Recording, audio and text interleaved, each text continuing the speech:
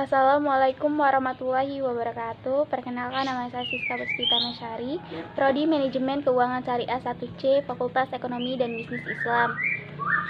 Saya di sini mau menjelaskan tentang paragraf.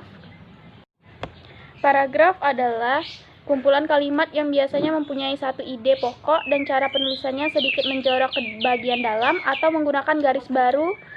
Nama lain dari paragraf adalah alinea. Fungsi paragraf terbagi menjadi 5. Yang pertama, paragraf dalam sebuah kalimat dapat menjadi pengantar sebuah ide-ide, isi kalimat, dan kalimat penutup pada tulisan yang dibuat oleh penulis. Yang kedua, mencurahkan suatu perasaan dan pemikiran penulis dalam sebuah karya atau kalimat dalam bentuk tulisan yang dibuat secara logis dan dapat diterima oleh pembaca. Yang ketiga, paragraf dapat membantu pembaca untuk memahami segala sesuatu mengenai isi dalam topik sebuah tulisan.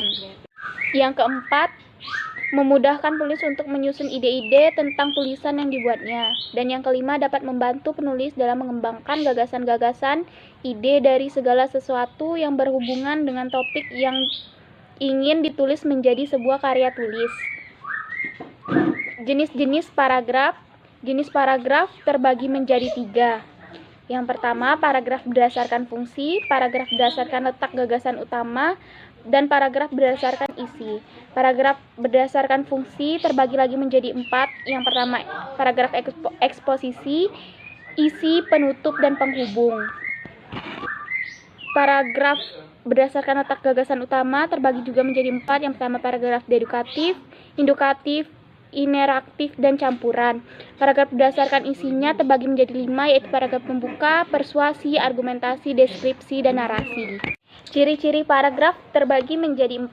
Yang pertama, pada kalimat pertama harus masuk agak ke dalam dengan beberapa ketukan spasi. Yang kedua, paragraf biasanya digunakan sebagai pikiran utama dalam sebuah kalimat atau topik yang telah ditentukan oleh penulis.